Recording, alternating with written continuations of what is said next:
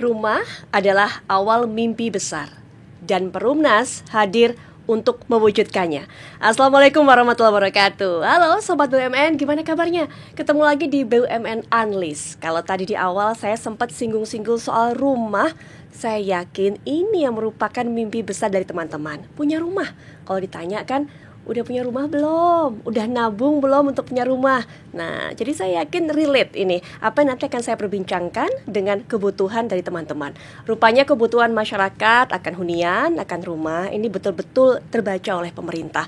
Dan Presiden Prabowo Subianto juga berupaya untuk bisa mewujudkan, memberikan hunian tempat tinggal bagi masyarakat dengan adanya ataupun juga menghadirkan program 3 juta rumah. Nah, untuk itu pemerintah ini tentunya didukung oleh berbagai macam stakeholder. Salah satunya ini adalah Perumnas yang berupaya untuk mewujudkannya. Mau tahu bagaimana caranya untuk bisa mendapatkan, dan apakah teman-teman Sobat BUMN ini termasuk salah satu orang yang memang bisa mendapatkan kesempatan menjadi bagian dari pemilik 3 juta rumah ini? Langsung saja sudah hadir di samping saya Direktur Utama ataupun juga dari Perumnas, Bapak Budi Sadewa Sudiro. Assalamualaikum warahmatullahi wabarakatuh.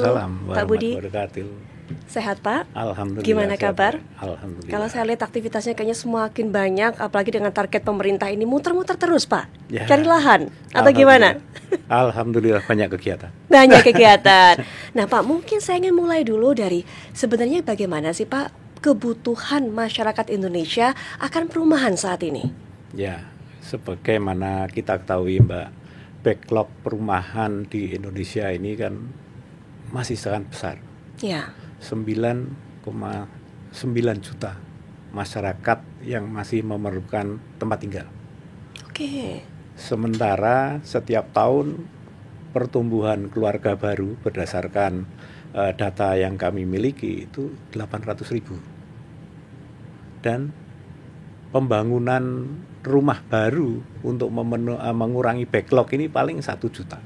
Sangat jauh dong Pak. Sangat jauh, selisihnya sangat jauh. Sehingga memang harus ada terobosan bagaimana bisa memenuhi kebutuhan masyarakat ini akan hunian. Nah, di era Presiden Prabowo ini ada program 3 juta rumah.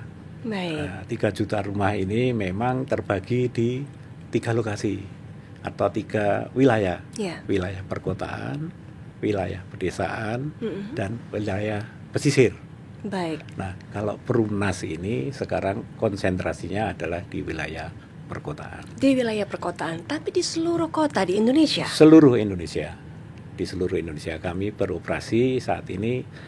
Kalau proyek yang sekarang ini artinya ongoing, itu ada 267 lokasi. Baik, tadi sudah sebut angkanya, wilayah perkotaan jadi fokusnya Perumnas. Ada di berapa kota sih Pak di tanah air ini? Sekarang ini kalau kabupaten ada 250 ya, 250 kabupaten gitu kan ya. Tapi kita konsentrasinya mungkin ya di sepertiganya, ada berapa puluh kabupaten. Mungkin 80 kabupaten kita beroperasi di seluruh Indonesia. Soal ketersediaan lahan Pak, ini kan juga menjadi concern tentunya.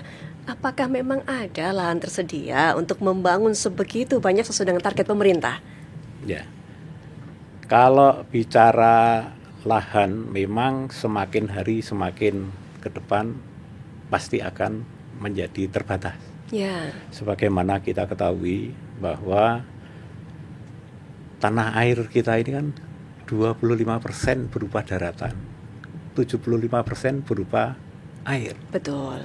Kebutuhan akan daratan juga semakin tambah, dan daratan juga tidak akan bertambah lebar kecuali ada reklamasi yang sangat terbatas.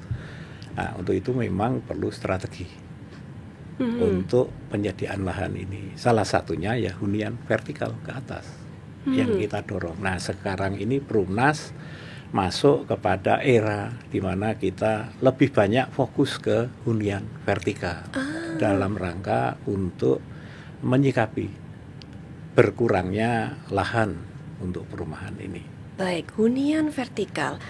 Hunian seperti ini hanya bisa diwujudkan di kota-kota tertentu, Pak, di ibu kota provinsi, Betul. atau memang di semuanya bisa? Dan bagaimana penerimaan masyarakat? Banyak loh, Pak, kemudian yang masih mikir nih, pola pikirnya tradisional, bahwa yang berpikir rumah itu ya landed house, rumah tapak begitu, rumah vertikal nih bukan rumah nih. Nah, mungkin ada pola pikir seperti itu kalangan masyarakat. Memang ini ada perubahan, harus ada perubahan culture ya. Sikap kebiasaan. Orang kita, orang Indonesia ini pinginnya memang tinggal di rumah tapak, mudah bersosialisasi, Betul. berkomunikasi dengan tetangga dan sebagainya. Tapi tuntutan zaman dan keterbatasan lahan ini memang mengharuskan kita harus mencari satu terobosan.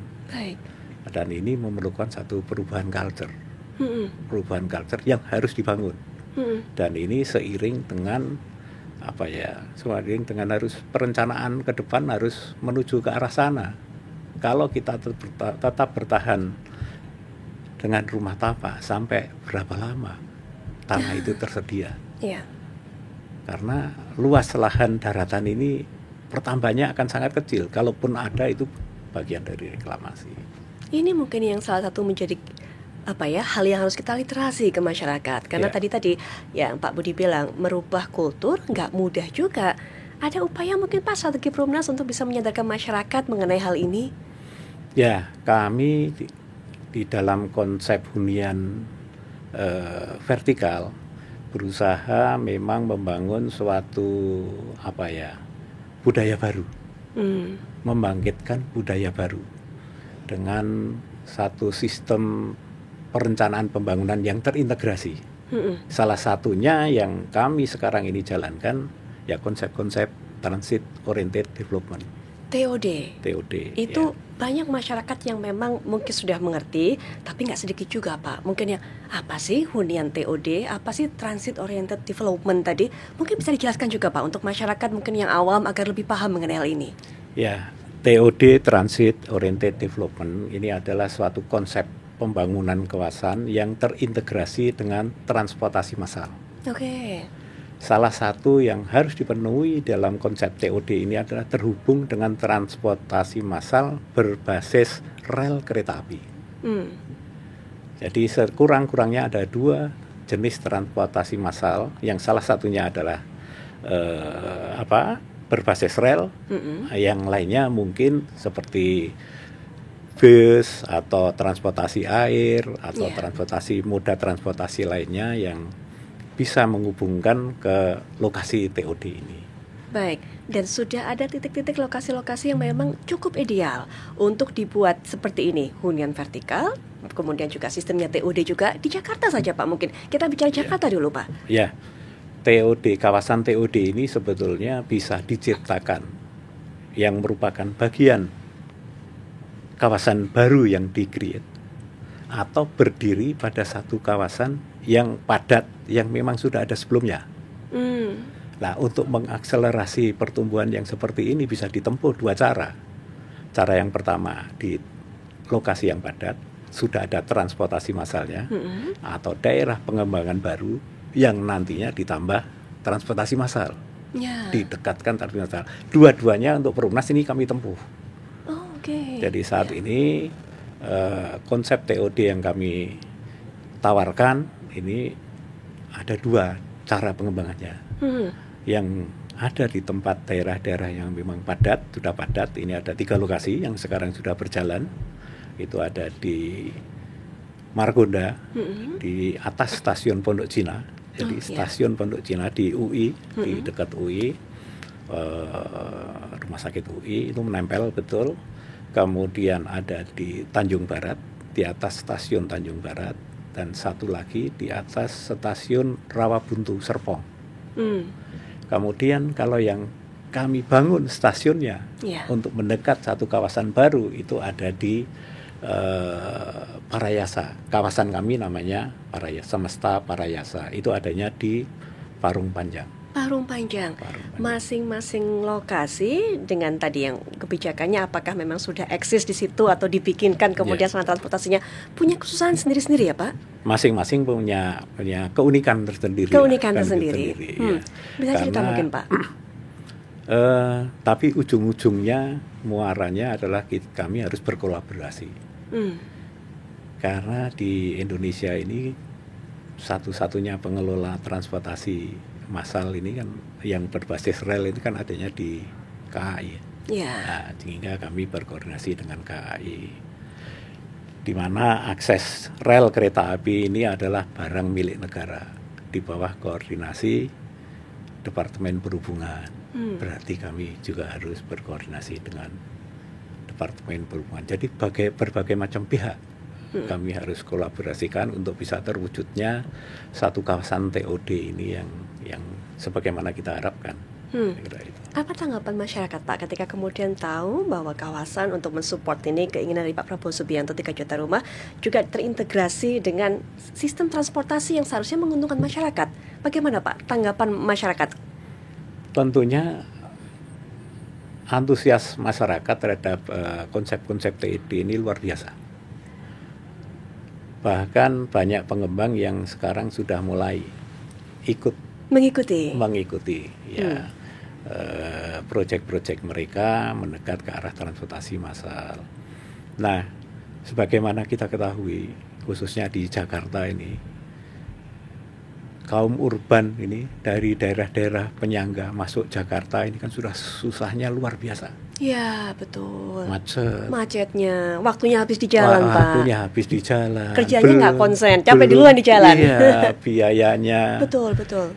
Kualitas ketemu keluarganya. Ya. Nah, ini semua menjadi dorongan bagi kami untuk bagaimana menciptakan suatu hunian yang bisa memenuhi kebutuhan itu.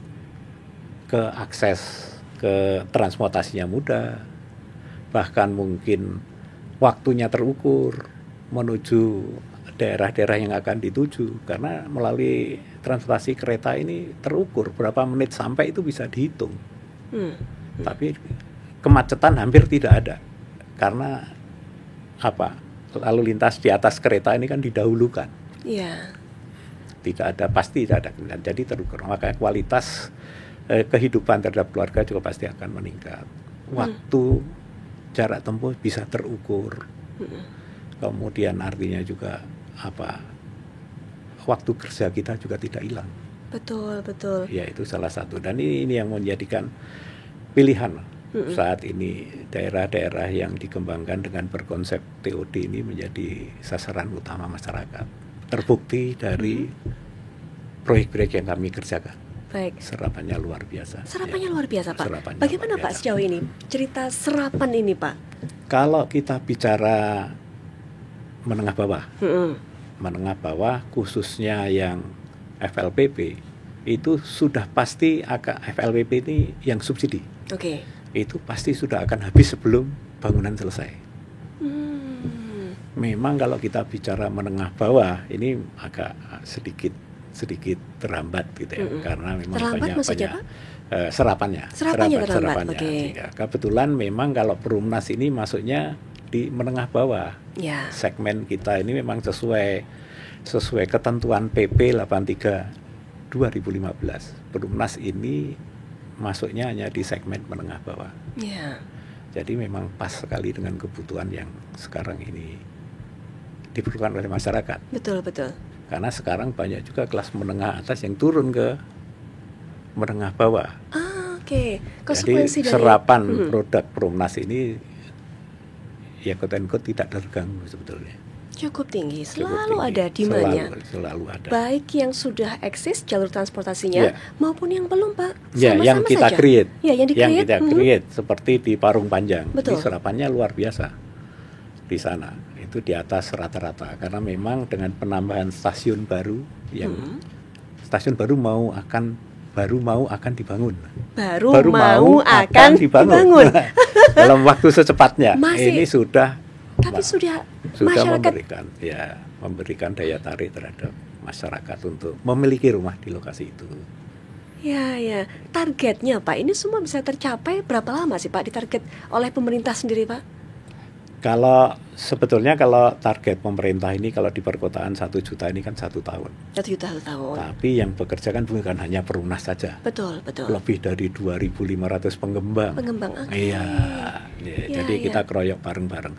Kalau semuanya ini berjalan dengan baik, artinya regulasinya juga yang sekarang dilakukan kemudahan-kemudahan ini bisa segera terrealisasi dan mendukung, itu saya yakin 1 juta ini akan bisa tercapai dengan baik. Baik, waktu awal Pak Budi mendapatkan informasi arahan lah untuk bisa membangun 3 juta kawasan ini untuk masyarakat terutama yang berpenghasilan kurang ya Pak ya. Bagaimana Pak pada saat itu? Apa yang ada kemudian di bayangan Pak Budi untuk konsep seperti ini? Pertama yang ada di dalam benak kami, ini adalah peluang bagi Perumnas. Perumnas ini selain sebagai developer kan mempunyai land bank yang cukup besar. Nah ini bisa kita berdayakan. Yang selama ini quote and quote masih belum optimal, masih nunggu antrian, dengan masifnya permintaan dan adanya dukungan regulasi yang mendukung, kami bisa secara masif memberdayakan aset-aset kami ini yang saat ini belum dikembangkan. Belum dikembangkan. Aset-aset ini artinya kita bicara lahannya. Lahan. Saat ini kami lebih dari 1.200 hektar tersebar di beberapa kota yang siap untuk diakselerasi pembangunannya. Termasuk di Jakarta. Termasuk di Jakarta. Jadi memang di Jakarta kami konsentrasi untuk RS. Tapi kalau di daerah-daerah di sana masih belum pasarnya belum ada untuk yang high-res, ya kita masih landed. Baik. Tapi apakah sudah mulai juga mencoba Pak membawa tadi itu upaya untuk hunian vertikal ke daerah-daerah juga? Atau sudah. Memang itu hanya untuk Jakarta saja? Kami sudah mulai. Salah satunya adalah Samasta Sukarame. Samasta Sukarame itu dulu rusun yang dibangun oleh Perumnas sekitar tahun 76-an. Artinya sudah lebih dari 50 tahun ya. 50 tahun ini kami demolis, kita bangun 32 lantai. Ini sudah kami mulai di Medan. Di Medan sudah kami mulai, ya serapannya tanganunya cukup bagus. Sekarang ini sudah 2 tower kami sudah kami selesaikan. Sudah tinggal sisa sedikit Pak? Ya tinggal sedikit, masih ada yang rencananya nanti 6 tower. Rencananya 6 tower. Sekarang sudah 2 tower. Sudah 2 tower, sisa 4 tower lagi. Ya. Tampaknya sudah banyak yang ngantri juga Pak, nunggu Pak. Sudah mulai kita pasarkan. Animo masyarakat di daerah, termasuk tadi yang Bapak katakan di Sumatera seperti itu, di Medan, dengan di Jakarta sama nggak sih Pak? Kebutuhan akan hunian mereka itu seperti apa? Karena kan karakter masyarakat berbeda nih di ibu kota dengan yang daerah lain. Ya pasti di daerah dan di kota beda. Tapi kalau di kota besarnya sebetulnya sama. Surabaya, Medan, Semarang itu sama. Memang kelasnya berbeda. Kelasnya berbeda, tetapi pada dasarnya sama. Kalau di daerah-daerah lain selain kota besar tadi ya memang masih landed mendominasi lah. Rumah landed. Baik, Pak Budi merasa terbantu dengan regulasi, arahan ini juga dari pemerintah, dari presiden, sehingga tadi aset-aset bisa dikembangkan. Ada manfaatnya untuk masyarakat. Hal-hal apa lagi Pak sebenarnya dibutuhkan saat ini untuk menjadikan itu semua yang tadinya mungkin masih rencana, tapi sudah mulai diwujudkan. Apa yang seharusnya ini bisa jadi booster buat Perumnas? Jadi sebetulnya kebijakan oleh Kementerian PKP yang baru ini sudah diluncurkan seperti BPATB bebas. Cuma di beberapa daerah realisasinya itu belum terjadi. Kalau Jakarta sudah. Jakarta sudah BPATB. Kemudian kalau PPN, DTP sudah berlangsung sejak September. Kemudian PBG. PBG ini bagi developer memang memerlukan waktu yang panjang.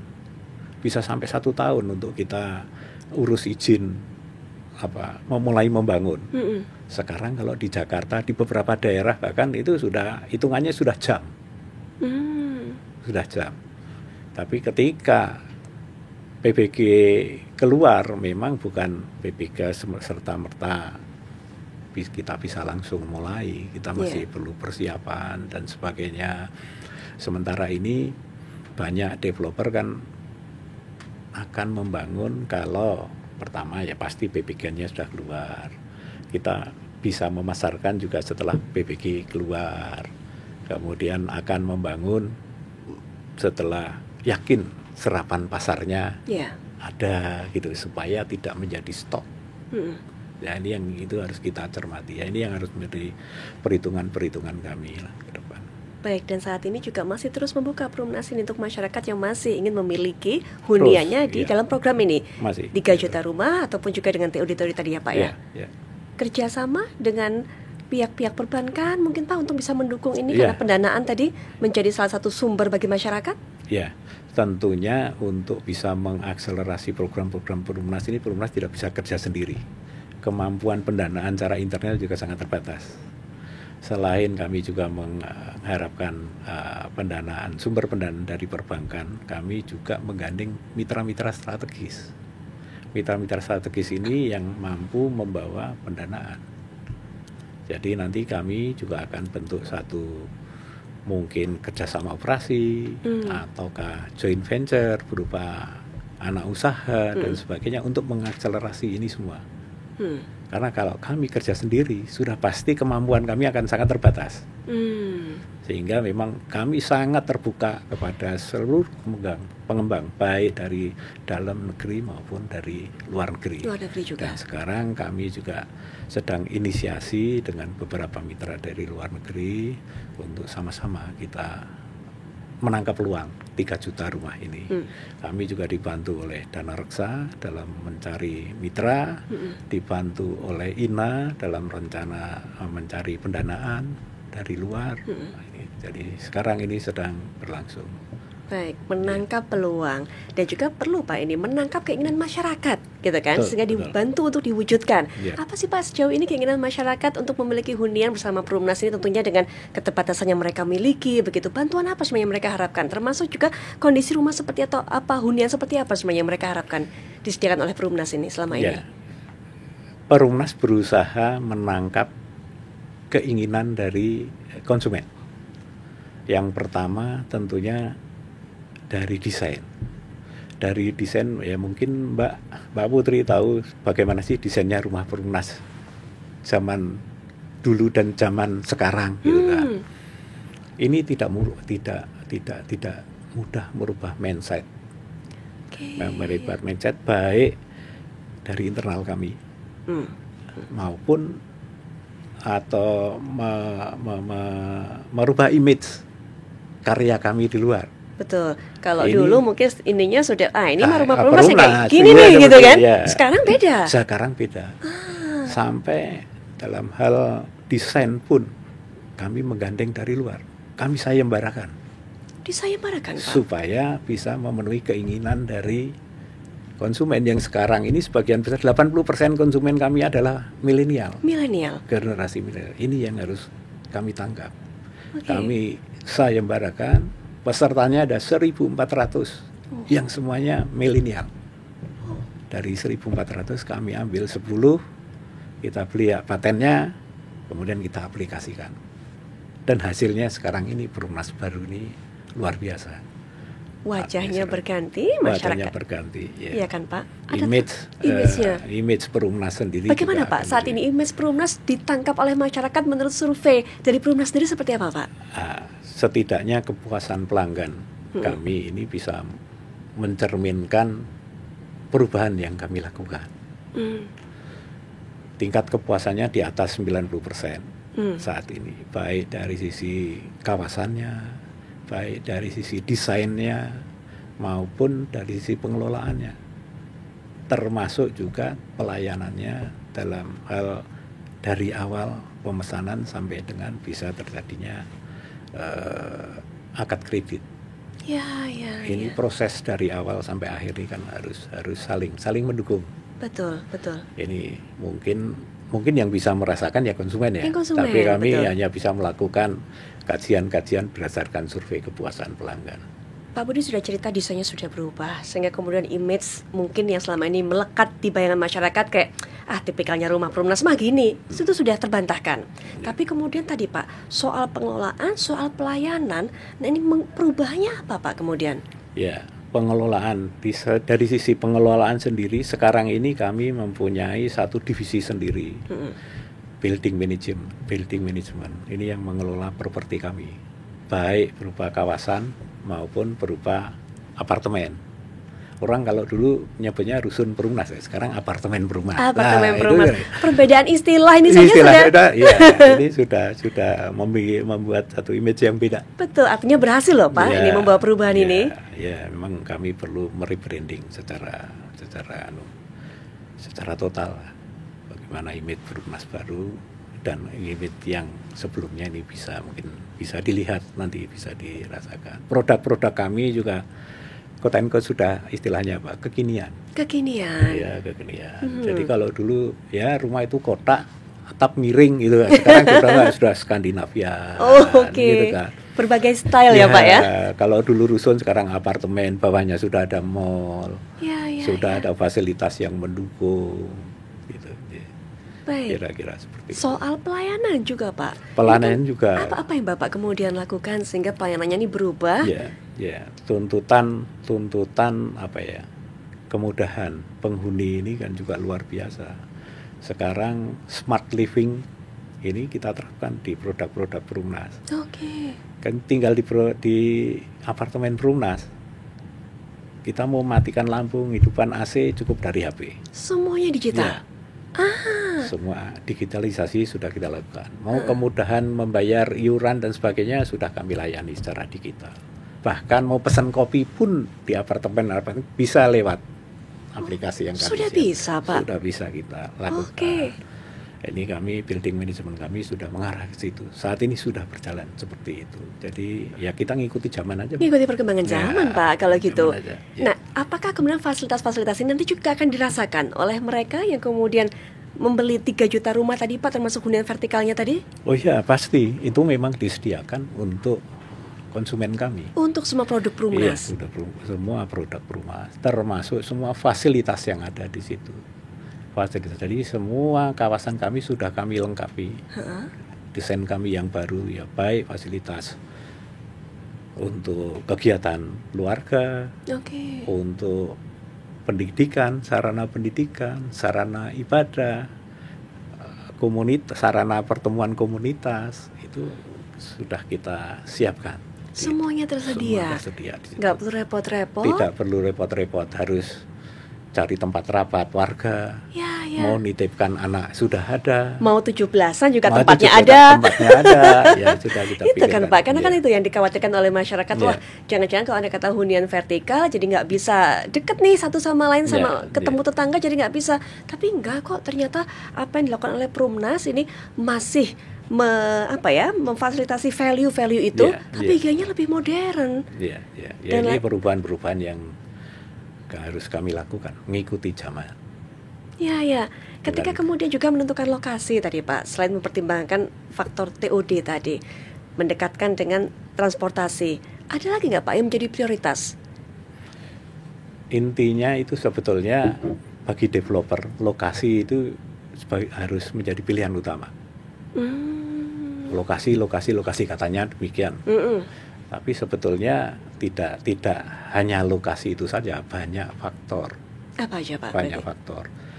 Ya, dari aksesibilitasnya harus ada, kemudian kemudahan menuju fasilitas-fasilitas lain. Kalau kami menempatkan satu produk di satu tempat dengan lahan yang terbatas, tentunya kita harus melihat surroundingnya seperti apa. Oh, di situ sudah ada rumah sakit.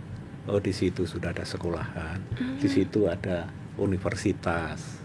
Sehingga dengan lokasi yang sempit ini sebenarnya fasilitasnya sudah terpenuhi dari yang sekitarnya. Tinggal fasilitas yang memang dibutuhkan atas penghuni untuk lokasi yang sempit ini seperti apa yang kita sediakan.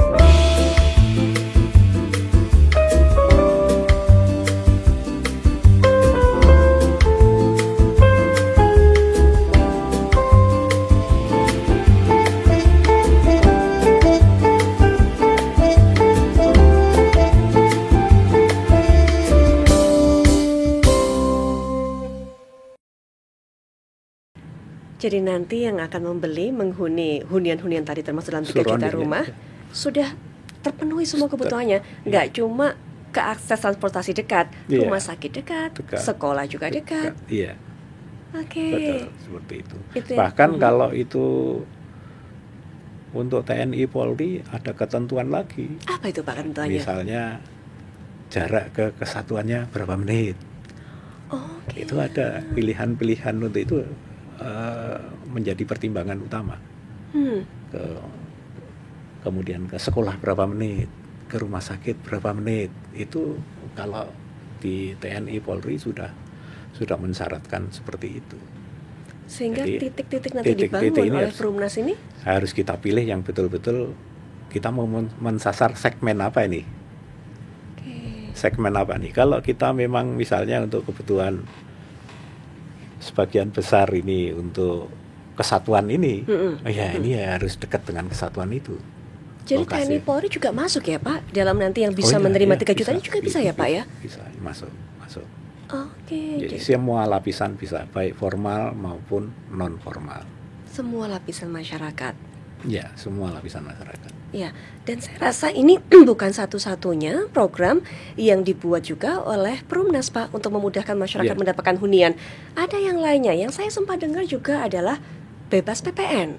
Begitu. Apa ini Pak? Apa perbedaannya dengan yang tadi itu? Sebetulnya bukan bebas PPN. Kalau sampai dengan 2 miliar itu PPN ditanggung oleh pemerintah. Oke, baik. Ya memang konsumen bebas PPN. Istilahnya PPN ditanggung oleh pemerintah. Kalau yang subsidi memang bebas PPN. Kira-kira seperti itu. Jadi konsumen tidak dibebani lagi jumlah nilai besaran PPN yang harus mereka bayar. Ini ada satu kemudahan-kemudahan yang diberikan oleh pemerintah dalam hal ini untuk mendapatkan rumah. Harganya juga semakin ringan, bisa diterima oleh masyarakat, begitu ya Pak? Ya, bahkan ada kebijakan-kebijakan yang diterima oleh Perumnas mendapatkan tanah dari pemerintah. Ini yang lalu kami jalankan dengan harga khusus karena memang diperuntukkan untuk masyarakat berpenghasilan rendah. MBR seperti di Kemayoran. Kemayoran itu kalau secara hitung-hitungan bisnis mestinya masyarakat berpenghasilan rendah tidak bisa tinggal di sana karena harga tanahnya sudah mahal. Ya, betul. Nah, maka diterapkan oleh pemerintah yang untuk khusus untuk MBR maka dipatok harganya sekian. Sehingga masyarakat berpenghasilan rendah bisa memiliki apartemen di daerah Kemayoran.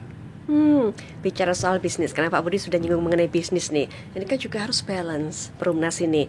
Jadi faktor sosialnya juga untuk memberikan masyarakat nih hunian, sehingga masyarakat tadi yang cuma di awang-awang aja namanya rumah mimpi bisa diwujudkan oleh Perumnas. Tapi juga jangan lupa bagaimana Perumnas ini mewujudkan penghasilan juga, sektor bisnisnya terjaga. Gimana itu Pak menyeimbangkan dua hal ini? Ya, jadi kami membangun rumah bukan hanya membangun huniannya saja, tetapi membangun kawasannya.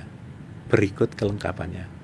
Pasti di dalam produk kami di situ akan kami bangun fasilitas-fasilitas yang bisa menimbulkan bangkitan ekonomi baru. Baik itu untuk komersial, baik itu untuk UMKM, apakah itu perkantoran, itu kami sudah pikirkan. Bahkan dalam rangka untuk merubah culture orang biasa tinggal di tempat yang rendah, kemudian tingkat bangunan tinggi, ini kan perlu biaya lebih. IPL, istilahnya IPL itu. IPL. Untuk bisa membayar IPL ini kita createkan bisnisnya. Seperti yang nantinya jadi ada bagian-bagian komersial yang kami bangun.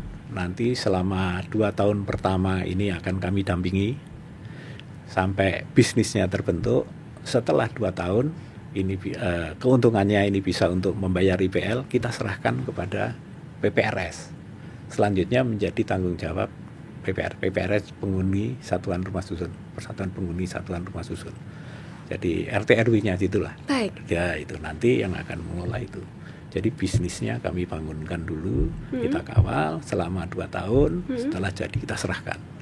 inilah yang nantinya akan menjadi sumber utama untuk membantu biaya IPL yang tadinya mereka tinggal di landed atau di rumah pendek, rusun-rusun pendek, IPL-nya murah. Sekarang tinggi kan biaya listrik, biaya lift, biaya untuk pemeliharaan ini kan mahal. Ini kan harus dipupuk dari ini. Ini baru rencana atau memang sudah sempat dijalankan di produk Perumnas yang sebelumnya, Pak? Kalau yang ini kami terapkan di rusun-rusun yang segera akan kami revitalisasi. Oh, oke. Jadi kami mempunyai program untuk merevitalisasi rusun-rusun yang sekarang di 4-5 lantai. Karena kebutuhan akan lahan yang tadi terbatas, seperti Klender sekarang ini hanya 1.250 hunian. Nanti kami akan rubah menjadi kurang lebih 14.000 hunian, tapi naik ke atas 32 lantai. Dari 45 lantai ke 32 lantai? Ke 32 lantai, 24 sampai dengan 32 lantai variasi. Ini bisa mendapatkan hunian 14.000. Nah, yang 1.200 ini biasa membayar iuran rendah. Sudah terbiasa. Kalau yang penghuni baru mungkin tahu gitu kan. Ya. Tapi apapun kita siapkan bisnisnya. Dari seri awal perencanaannya kita sudah siapkan. Melibatkan siapa saja itu, Pak? Mengenai hal itu kan artinya juga menggerakkan perekonomian warga yang ada di situ. Ya, jadi lantai 1 sampai dengan lantai 2 ini memang kami buat seperti kios-kios ataupun ruko-ruko gitu ya. Atau itu yang nanti disewakan atau dikelola oleh warga yang bisa menghasilkan untuk biaya IPL ini. Pendapatan juga untuk mereka buat biaya IPL ini. Jadi mereka nggak pusing, Pak. Karena mungkin tadi itu yang Pak Budi katakan, untuk para penghuni lama pusing mungkin kalau mikirin IPL-nya naik. Merubah culture itu juga susah. Tinggal di ketinggian. Itu juga perlu edukasi juga. Sempat ada resistensi, Pak, dari mereka soal ini. Pindah ke lebih tinggi baru dan sebagainya. Sosialisasi saja sudah ada. Gimana Pak? Ini menarik ya, ini. Memang ini pendekatannya. Potret penduduk kita kan? Ya, pendekatannya memang harus, kalau seperti ini harus dari hati ke hati ya. Kita terus sampai dalam ketentuan Undang-Undang Satuan Rumah Susun, revitalisasi ini bisa dilakukan kalau disetujui oleh 60% warga existing. Nah, baru itu boleh dilakukan. Mendapat persetujuan mereka itulah yang perjuangan tersendiri, Pak. Perjuangan tersendiri. Dan alhamdulillah seperti Klender, kebun kacang itu sudah bisa diterima. Alhamdulillah. Apa Pak yang awalnya ada di benak mereka sehingga mereka ada resistensi mengenai hal itu? Apa kekhawatiran mereka? Pertama, mereka sudah puluhan tahun kerja di situ, tinggal di situ, tidak memerlukan transportasi tambahan. KTP juga ada di situ. Makanya kami tidak akan memindahkan penduduk ini. Kita berikan bangunan dengan luasan yang sama pada lokasi yang sama. Sehingga lahan-lahan yang ini kita bebaskan. Sekarang ini ada 65 blok bangunan rusun tingginya 45 lantai, yang nanti akan menjadi 14 tower saja, setinggi 24 sampai dengan 32 lantai. Artinya apa? Ruang terbuka hijaunya akan menjadi lebih luas, sarana-sarana komunalnya juga akan tersedia dengan baik, pasti akan meningkatkan kualitas hidup dengan baik. Mereka tidak dipindahkan, mereka tetap bisa kerja di lokasi yang sama, karena memang kita bangunkan bisnis di situ. Kira-kira seperti itu. Soal program 3 juta rumah, kemudian tadi juga ada beberapa memang subsidi ditanggung pemerintah PPN-nya. Ada lagi nggak Pak kemudian program-program Perumnas yang baik yang sudah berjalan atau sekarang sedang dirancang yang memang ini ingin membuat kebutuhan masyarakat akan hunian itu cukup ya Pak? Gini, kalau program Perumnas ini sebetulnya mengikuti arahan dari kementerian teknis yang ada, gitu kan, kementerian teknis yang ada. Misalnya, kita harus membangun rumah di satu lokasi, berdasarkan basis dari data dari Tapra. Sepanjang datanya itu betul, kemudian ini bisa kita serap, pasti di situ kita akan bangun. Harga kalau sudah seperti ini kan harga ditentukan oleh pemerintah, kita ngikuti harga pemerintah. karena subsidi ini kan harga dipatok oleh pemerintah. Ya. Kemudian kami juga sudah membentuk satu ekosistem perumahan. Memang masih dalam proses uji coba. Ekosistem perumahan ini melibatkan berbagai macam pemangku kepentingan. Di antaranya ada bank tanah. Bank tanah ini nanti yang akan menyediakan tanahnya dengan harga yang reasonable untuk rumah subsidi. Kemudian kalau dulu ada PUPR, sekarang PKP, ini nanti akan membantu secara regulasi dan memberikan bantuan PSU, sarana prasarana umum, jalan menuju akses ke situ. Kemudian ada dari Tapra, nanti yang akan menyediakan fasilitas FLPP-nya, menyalurkan FLPP-nya.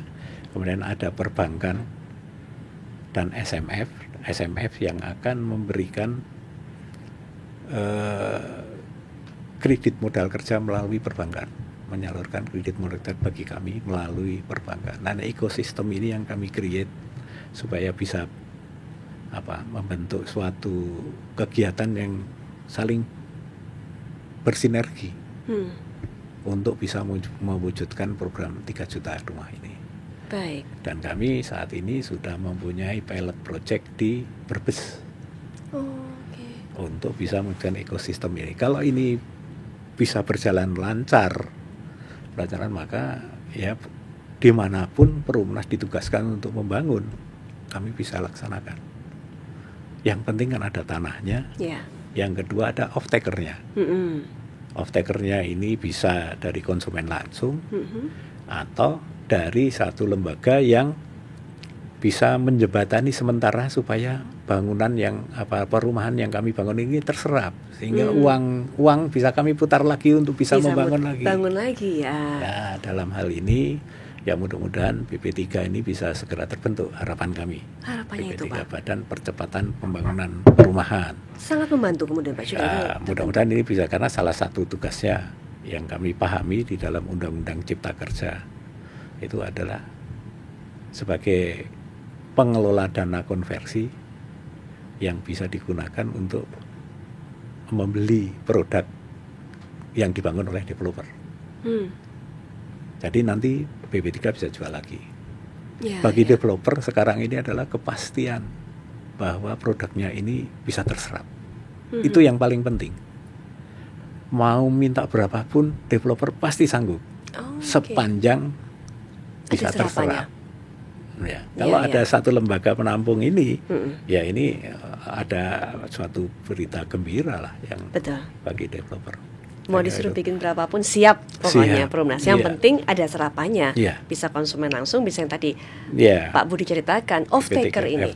Nah, untuk bisa kemudian ada serapan untuk semuanya secara menyeluruh begitu Pak, serapan yang tinggi, itu kan juga butuh kepercayaan dari mereka, begitu kan Pak, dari para konsumen dan segala macam, meyakinkan mereka dengan tadi itu terintegrasi dengan transportasi, dengan berbagai fasum, ini juga salah satu hal positif. Tapi mungkin juga mengenai transparansi dan semuanya Pak, sehingga kemudian betul ini pengelolaan dari Perumnas ini memang betul clear semuanya, sehingga masyarakat ataupun jika siapapun itu juga percaya untuk bisa mengambil rumah yang disediakan oleh Perumnas. Bagaimana itu Pak? Ya, jadi Perumnas ini, kalau bicara Perumnas Perumnas ini adalah satu-satunya developer yang 100% saham kepemilikannya dimiliki oleh pemerintah. Betul.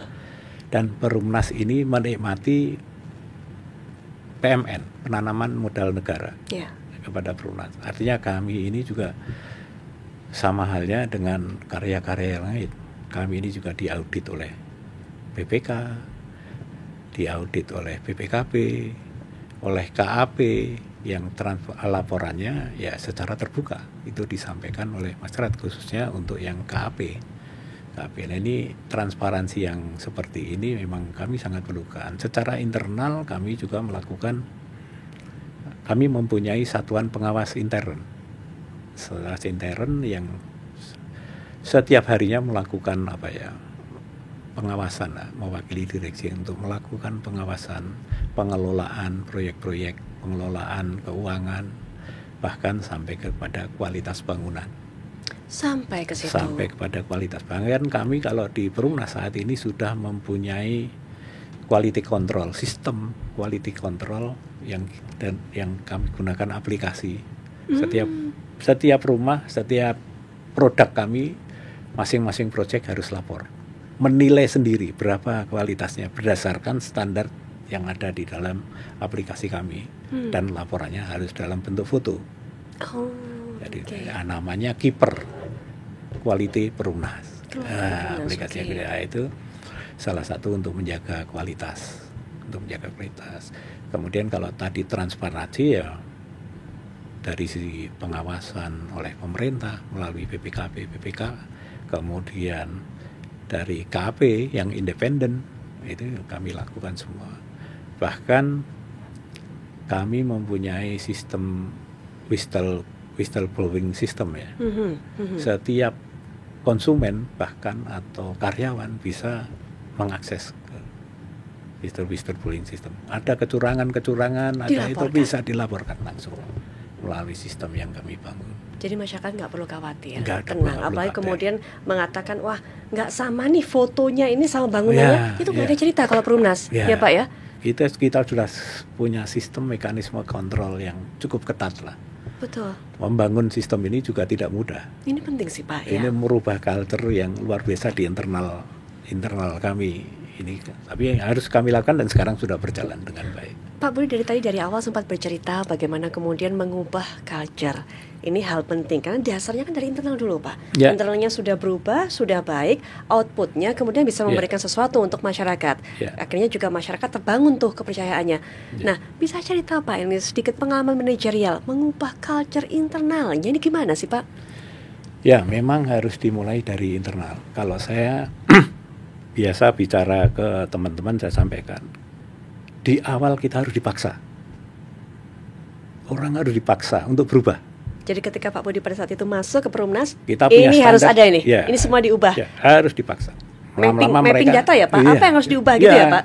Ketika kami masuk semua kita assessment. Kita lihat seperti apa. Bahkan sampai sistem kepegawaiannya pun kita rubah. Tapi itu yang tadi saya sampaikan, harus dipaksa. Terpaksa. Lama-lama akan terpaksa dia. Lama-lama setelah terpaksa nanti akan menjadi biasa. Nah, setelah terbiasa nanti akan menjadi budaya. Lah ini culture-nya sudah terbentuk. Dari terpaksa, terbiasa jadi budaya. Tapi Pak, menjalani masa terpaksa ini kan biasanya penuh gejolak ini Pak. Nah, kebetulan kalau di BUMN berapa tahun terakhir nih, 3 atau 4 tahun terakhir ini kan sudah digaungkan akhlak. Ini sangat mendorong perubahan yang luar biasa. Karena itu juga dipantau, bukan hanya kami yang menantau dari luar, di assessment juga berapa. Kami juga punya satu program setiap Jumat untuk mengintrospeksi diri lah terkait dengan pelaksanaan akhlak kita. Oh, ada semacam itu Pak, program ada semacam setiap itu. Jumat. Jadi insan Perumnas apa Pak, seperti apa dikumpulkan atau bagaimana? Melalui Zoom ya. Wajib ikut. Zoom. Semua ikut Zoom. Wajib ikut untuk bisa segera mengakselerasi itu perubahan culture ini. Dan alhamdulillah ya hasilnya teman-teman yang sekarang ini seperti apa. Termasuk produk Perumnasnya bisa diakui di luar. Quote and quote sudah berani menyatakan paling enggak tidak terlalu jauh lah dengan developer yang bukan MPR. Meskipun kami MPR. Produknya segmen MPR, tapi kami akan berikan yang terbaik sama dengan produk non MPR. Itu adalah keinginan kami adalah seperti itu. Apa sih Pak sebenarnya value yang Bapak anut gitu, atau yang mungkin memotivasi Pak Budi sehingga kemudian ketika datang, wah saya harus ubah ini semuanya, mau ada cobaan apapun tetap harus diubah, dan hasilnya memang kelihatan dari yang tadi Bapak bilang harus dipaksa, kemudian jadi terbiasa, akhirnya jadi budaya. Apa yang membuat Bapak begitu kekeh untuk melaksanakan itu Pak? Ya pada dasarnya kan kita harus menyesuaikan dengan zaman, kita harus bertahan untuk bisa bersaing dengan pengembang lain. Kalau kita tetap seperti ini saja, sementara kompetitor kita melakukan perubahan, kita tidak bisa mengimbangi, ya kita akan tenggelam. Apalagi dengan situasi kondisi makro yang memerlukan persaingan yang luar biasa. Kalau kita tidak punya keunggulan, kalau kita tidak punya kepercayaan, itu kita udah pasti akan tenggelam aja. Pendapat saya adalah itu. Sehingga memang harus ada perubahan, dan developer ini developer satu-satunya milik pemerintah. Yeah. Kepanjangan pemerintah untuk bisa melaksanakan kebijakan-kebijakan pemerintah, membawa bendera pemerintah. Ini itu yang harus kita jaga. Baik, dan Pak Budi berhasil dengan kepemimpinannya mengubah ini semua. Ada transformasi yang betul-betul terlihat. Ya. Kalau transformasi secara keseluruhan memang kami lakukan, bukan hanya di keuangan saja, dari SDM, keuangan, dari sisi kualitas, dari sistem IT kami. Dulu kami masuk, Mbak, sistem IT kami baru sepotong-sepotong. Apa itu, Pak? Sepotong-sepotong itu gimana, Pak? Sepotong-sepotong itu artinya ya masing-masing dulu ada yang namanya regional. Perumnas dibagi 7 regional, masing-masing punya sistem sendiri-sendiri. Ketika dikonsolidasi, di pusat punya sistem sendiri. Sekarang nggak semua sama, regional kita likuidasi. Ini supaya untuk mempercepat tadi perubahan culture. Karena masing-masing regional membawa culture sesuai pimpinannya masing-masing ini. Kalau sekarang nggak, semua satu visi, satu misi. Regional kita likuidasi, kemudian sentralisasi dengan satu sistem yang terpusat, yang bisa dipakai untuk semuanya. Memang nggak mudah, tapi itu harus kita jalankan, dan akhirnya ya paling tidak udah 4-5 tahun ini bisa berjalan dengan baik. Nggak mudah, sekarang berjalan, sudah jadi budaya. Bapak ngelihat semuanya sesuai dengan harapan, begitu kan? Apa Pak yang Bapak rasakan? Ya, yang ke depan lebih yakin bahwa kita bisa bersaing lah. Kita bersaing dengan para pengembang-pengembang yang ada sekarang ini, baik pengembang yang besar maupun yang segmen pasarnya sama. Kami siap untuk bersaing. Saya kira itu. Perumnas siap menjawab tantangan juga. Apalagi tadi kalau Bapak sudah katakan mau dikasih tugas berapapun, ayo aja sama Perumnas. Siap. Baik, masih soal 3 juta ini Pak, apa kemudian ke depannya Pak? Langkah apa yang kemudian belum, atau apa yang masih kemudian harus dilakukan oleh Perumnas untuk bisa melakukan tugas pemerintah yang satu ini? Ya, keinginan kami adalah menjalankan tugas sebaik-baiknya dengan memberdayakan apa yang ada di kami. Kami sadari kemampuan kami sangat terbatas, maka upaya-upaya yang kami lakukan ya merangkul semua pihak untuk bisa sama-sama bagaimana program pemerintah ini bisa berjalan dengan baik dengan memberdayakan aset yang ada di Perumnas. Kami punya banyak aset yang bisa digunakan untuk mendukung program 3 juta, tapi kami sadar bahwa keterbatasan kami dalam hal pendanaan pasti, dan kemampuan sumber daya manusianya juga terbatas jumlahnya. Ini kami perlu rame-rame. Kami sudah menggandeng semua asosiasi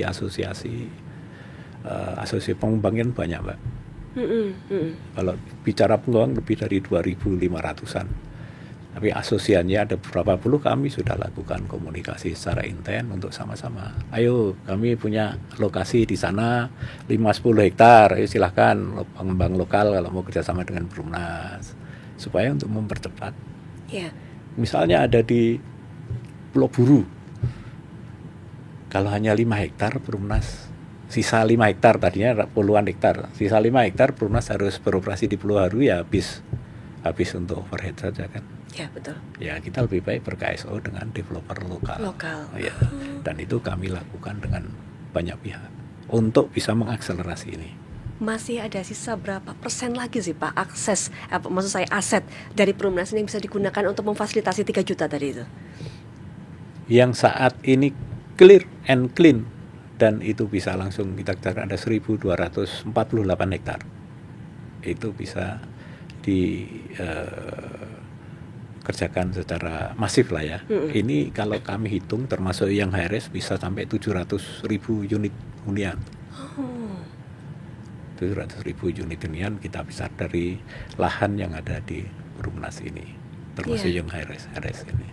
Baik. Termasuk revitalisasi rusun-rusun kami yang sekarang ini sudah lebih dari 50 tahun. Masyarakat sampai sekarang masih bisa kan ya Pak ya untuk bisa membeli itu bisa. Masih bisa terus ya Pak ya? Bisa terus. Terbuka terus kan ya Pak peluangnya terus, ya Pak ya? Terbuka ya, baik yang subsidi maupun non subsidi. Baik, ada kategori tertentu tentunya mereka apa yang harus mereka tunjukkan atau apa yang harus mereka persiapkan Pak untuk bisa kemudian membeli tersebut. Jadi saat ini yang bisa menikmati subsidi dari pemerintah adalah yang penghasilannya maksimum 8 juta. 8 juta. Kalau yang komersial artinya non subsidi mau siapa saja bisa. Yang penting bisa lolos BI checking aja.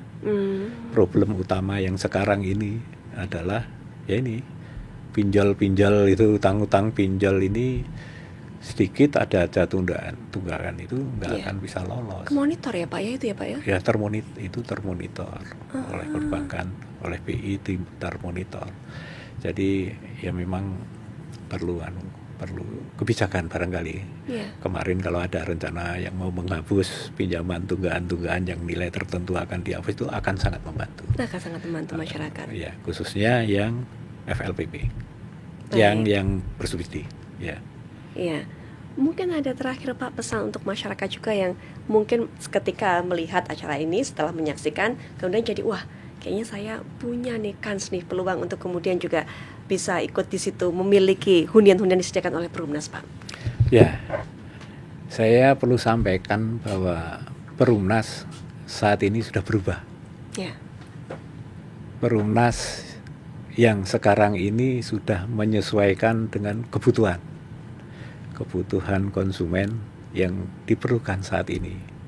Jadi saya kira dari sisi kualitas, dari sisi penanganan kawasan, ataupun dari sisi pemasaran mulai dari pesanan sampai dengan serah terima, ini sudah kita bisa nikmati kemudahan-kemudahan yang diberikan, layanan-layanan kemudahan dari Perumnas. Jadi saya kira masyarakat tidak perlu ragu lagi atas pilihan-pilihan kepada produk Perumnas.